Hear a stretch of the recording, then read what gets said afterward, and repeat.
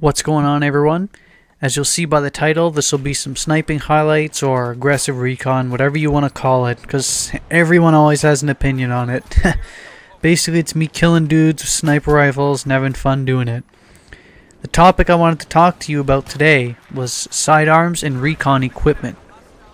With regard to sidearms, just like the other videos I made with Assault and Engineer, I regularly use the M93. It's the most effective and most consistent sidearm in my opinion. I used to use the G18 all the time, but it isn't as effective as it used to be as the pre-update. The post-update, I don't find it as reliable. I prefer either of these two over any of the other pistols or, quick machine guns. But again, it's up to preference. Just remember your sidearm shouldn't be overlooked. It's a huge part of keeping you alive, especially in close quarters and surprise situations and when you're moving around. The first piece of equipment is the radio beacon. Pretty obvious points with this one. Place it down and anyone within your squad can spawn on this point. It is very important for strategical reasons because you can make up the ground covered in a fight for position as well as open up flanking opportunities. It's especially useful in rush mode. If you place it down in a map with no cover above, you will spawn parachuting down to earth. If there happens to be a roof or cover above your head, you'll spawn on the ground. Except in Operation Metro, Sign Crossing, Grand Bazaar, Tehran Highway, because you always spawn on the ground. If you weren't aware of that, keep it in mind for strategical spawns. It only spawns on level ground and with areas free of leaves, so keep that in mind. I bet you didn't know that. And you always spawn facing north, so keep that in mind as well. The next piece of equipment is the TUGS, or the TUGS, whatever you want to call it. It stands for Tactical Unattended Ground Sensor. Interesting point to me, maybe not to you, but interesting to me, that's why I said it. It can collect seismic, acoustic, radiological, and electro-optic data. Basically, all you have to know is that when you place it down in Battlefield, it detects enemies nearby. The pros to it are that it displays them on your minimap. If you're close enough to it, you can even hear the beep, so that's another cue to give you assistance. The other pro is you just set it and forget it. It's that simple. It does the work for you while you search for targets. If you want to relocate, just in Xbox's case here, just click X, pick it back up, and reset it in the new location. There are cons to it, however. The one con I can list to it instantly is it will only show a target that is sensed in your minimap for about half a second. So the downside is that if you blink, you miss an incoming target, or a guy sneaking up on you. Another con is it doesn't have a large range of detection. So if you deploy it but then move further away from it, your new area where you're standing won't be covered. In addition, even if you're still in range, only one side of your area will be covered. So if it's on your left side and maybe the center and behind you will be covered, an entire right flank will be exposed and won't be detected. Another conduit, crouching and going prone will keep you from being will keep the enemy from being, if I was the enemy, it would keep me from being detected. In addition, if you're already detected, crouching or going prone will break the detection. This is a clear issue, especially if you've already missed the enemy in your minimap, because now you have no chance of seeing him. And it's actually, if I was a smart enemy, I'd use that to my advantage.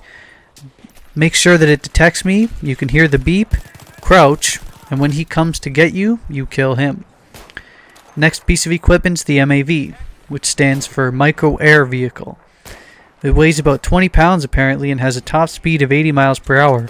So all of a sudden all that MAV killing of people running an MAV into you makes a bit of sense from a physics standpoint. It contains a built-in motion sensor, obviously to detect moving targets, but not stationary ones. It also doesn't relay real-time information back. It does exactly what the TUGS does. However, you can spot enemies while using the MAV, so then it actually does become real-time. It can also jam enemies' MAV, TUGS, EOD, and SOFLM. I didn't even know that until I recently read it. The pros to the MAV is that spotting helps a ton in being able to project real-time enemy movements. It also has a larger area of motion detection than the TUGS, and it can be moved around as well.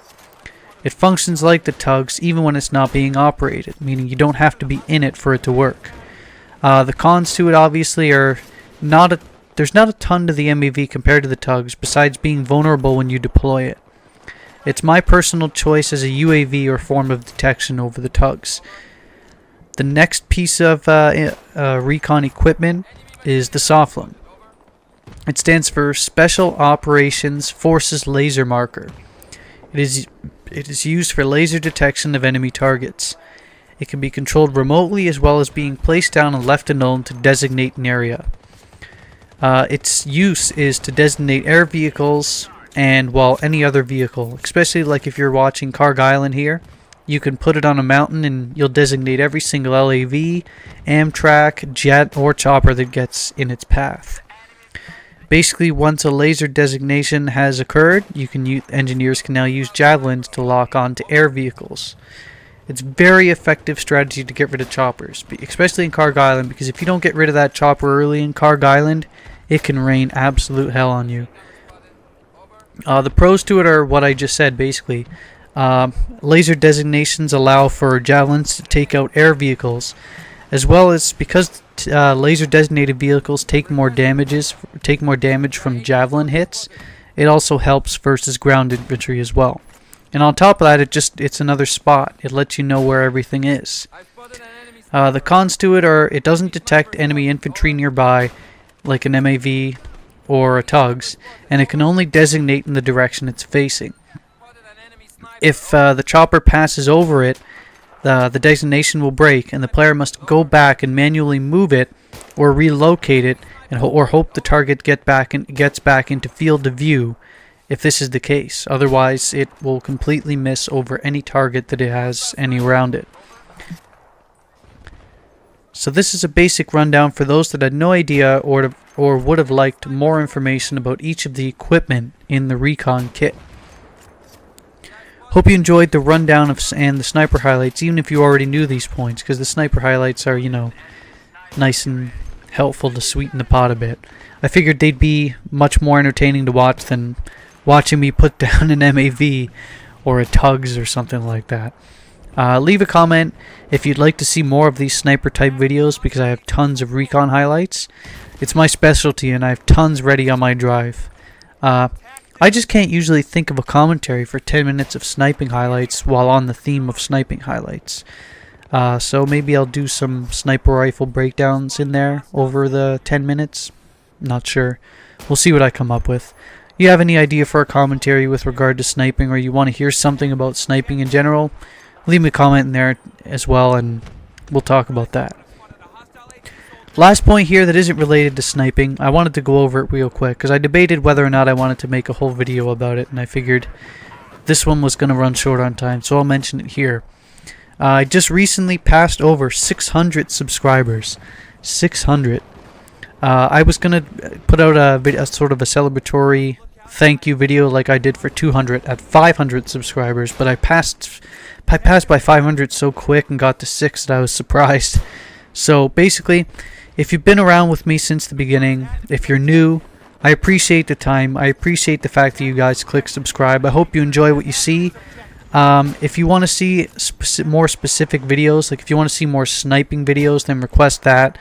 I'm here to help you guys out. I'm also here to entertain. So feel free to, leave comments for what you want to see, and I'll see if I can do it. With regard to some things, I just don't want to do, and I hope you guys understand that. But hope you enjoy the sniping highlights. Thanks for 600. More to come. I'll see you later.